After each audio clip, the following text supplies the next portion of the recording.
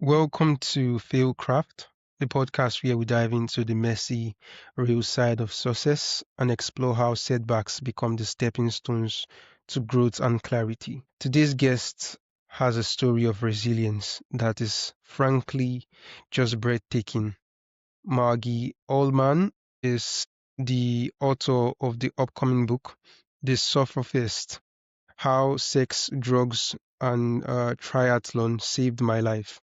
She shares her journey of surviving institutionalized child abuse at an organization and what she calls the aftermath of that, which included heavier drug abuse and prostitution. But her story doesn't end there. She found a path to transformation, becoming a pilot instructor and, incredibly, an Ironman triathlon contender. She's here to talk about overcoming, letting go of shame, and creating a life she truly wants to live. So, Margie, welcome to the show. It's a pleasure to have you here today. Thank you so much. I'm honored to be here. All right, so let's dive in. Your book, The Sufferfest, and your story of navigating institutionalized child abuse and addiction is powerful. So, can you take us back to that time you call the aftermath? So, what did that rock bottom moment feel like for you? Well, I had lots of rock bottom moments. I was in straight. It was an abusive drug rehab for teenagers from the time I was 16 to 18. And I got out because they can't keep you after you're 18. And my parents didn't want to have anything to do with me. So I was on the streets at 18 and I had no social skills. I could barely go to the bathroom without raising my hand to ask permission because that was the straight way. And so I was lost. I bounced around for a few years. I went into a halfway house, and that's where I was when I got sick and I got epilepsy. So I had to go on medication, and that made things worse because it was another thing to be ashamed of because it made me handicapped in my view. And so it was then that I started, the drugs made seizures worse, of course, and alcohol, but that's when I started getting heavier into drugs and alcohol and eventually into prostitution and which the more things that create shame, the more things there are to want to numb and get high and not feel. And so it was really a spiral. I was in a spiral, and then I met a guy who I felt like was my match, and he helped me. I mean, it wasn't the best relationship, but he helped me in a way, kind of stop spiraling down any further, except with him was when I got heavy into cocaine. And that's when I got toxic shock syndrome and almost died. And that still wasn't enough to stop me. But it did lead me to Pilates, which was the first turn in my self-esteem because when I became a Pilates instructor, it was the first time in my life I felt like I had something to offer people. And clients would tell me that I was good and that they made me feel like I had something to offer, which led me to go back to college and led me to have a temporary breakup from that relationship to where I could really think about what I wanted to do. And that's when I got into triathlons. And so triathlon there had to be something that I wanted more than to numb my shame and pain. But it also was it was another drug, but it was like an interim drug. It was a healthy drug, and it helped me have a goal to focus on that was more important than the self-destructive tendencies that I had. I think I was born with low self-esteem. As a kid, I was very anxious and fearful, and it was like I had to just run into the fire, and my whole life I was just running into a fire, and triathlon was a good fire, and so I could run into that one for a long time. For 12 years, I did it. I got back together with that guy, and our relationship was healthier. And then while I was away at the Ironman Triathlon, that's when he died of a freak accident. And that was, I had no idea that the rug being pulled out from under me at that point. It was a month before I turned 50. And I knew I still needed to grow, but I didn't know how. I had never learned any, I'd been in years of therapy and I had never learned talking about it didn't do anything with the shame and the remorse and the self-loathing I had. And triathlon built up a lot of self-esteem for me.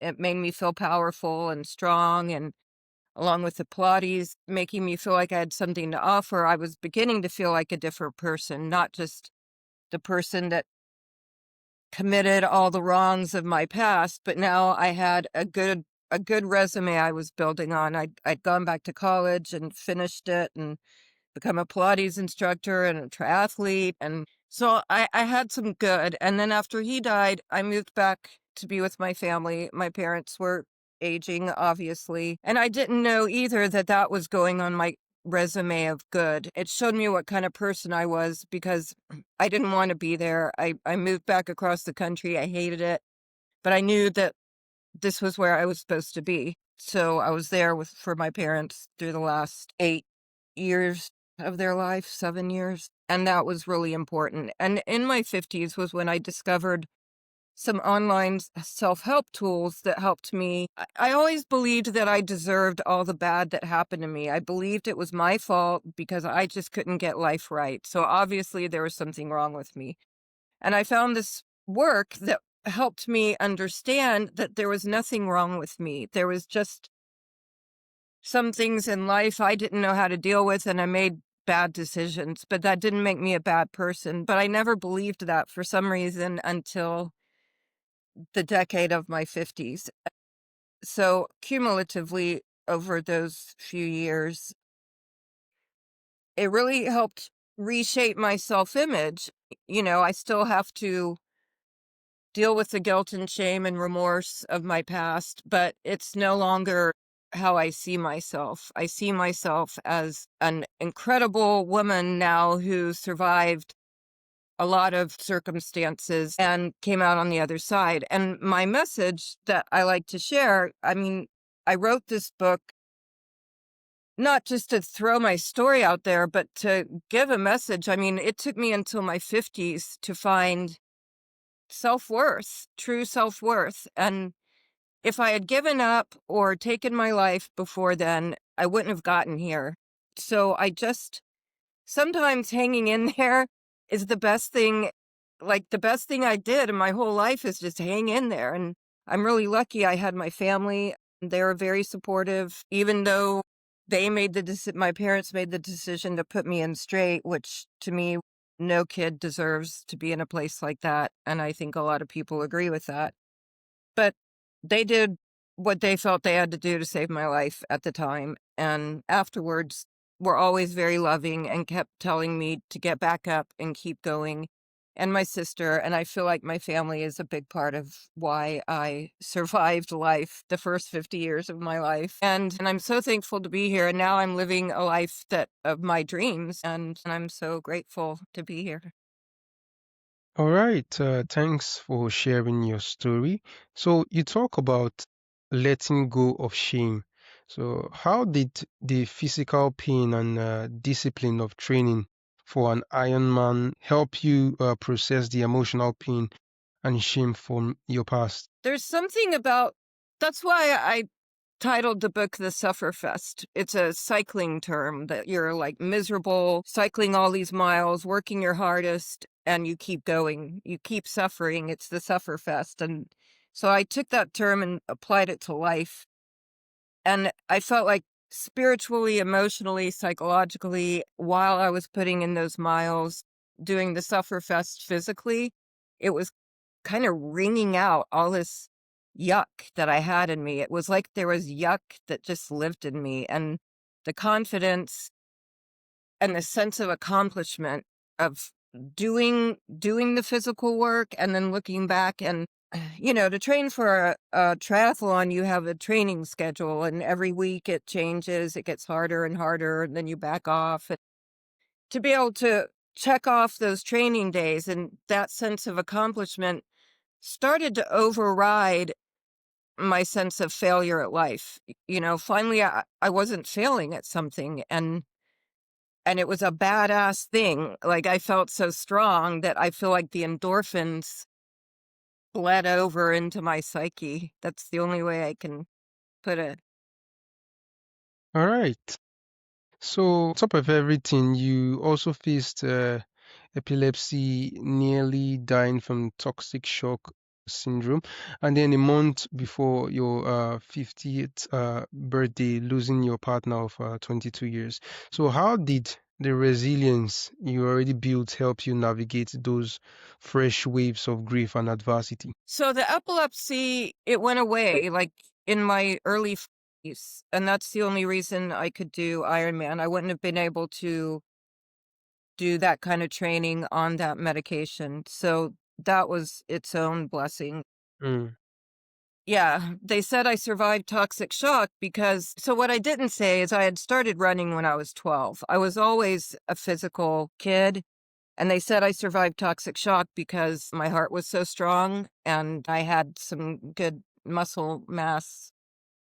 So when I was in a coma for 3 weeks, my body didn't completely deteriorate. And surviving that convinced me that I was supposed to be alive, because I should have died. And then losing Alfred, my partner, after he died, I sat in my apartment and I thought, maybe I'll just quit. Maybe I'll just give up now. But then I couldn't. I mean, I was like, but look what I've made it through. I can't quit now. And I didn't know the growth that was to come. I don't know if I would have been able, I don't know if I would have changed the way I did in my 50s if he hadn't passed away. And I don't mean, I mean, it is what it is. I don't mean that to sound bad, but it left me at such an empty place, a dark, empty place. I didn't know life without him. And so I moved and I rebuilt. And it was really just going to work, teaching Pilates, and being with my parents. And then I found the space to do my inner work that really required a lot of time journaling and uncovering these beliefs I had about myself. Deep down, I believed that I was always going to be a failure, and I had to reprogram that. This was after Ironman. I still had that, like, deep down in there. There's voices that are like, you're still a loser.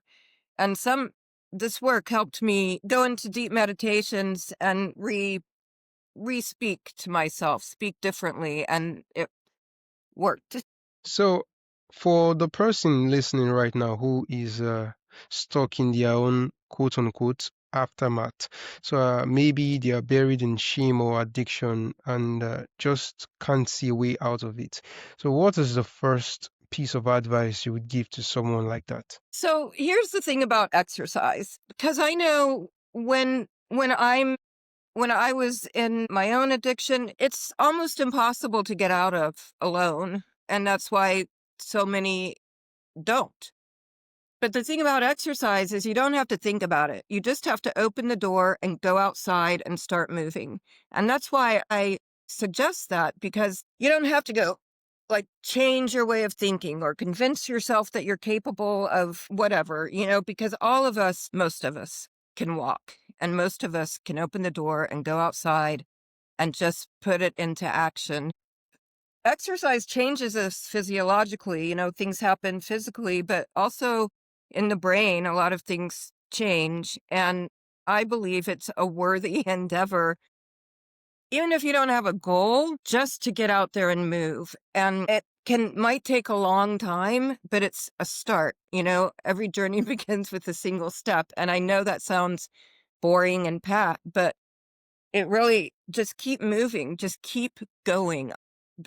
Just keep going. Do not quit. I'd like to ask, after everything that you've endured, and your journey to finding peace with yourself, what does being successful truly mean to you right now? Well, being successful means being happy. I mean, with myself. And There are a lot of struggles. There's financial struggles, there's struggles with other people, struggles with ourselves. But my success is that all I wanted in my life was to be at peace with myself. And the fact that I am is mind blowing to me.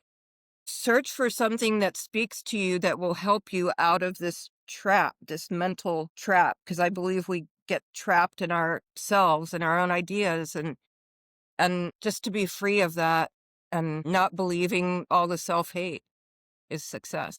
All right. Fantastic. So, finally, this has been an incredibly moving conversation.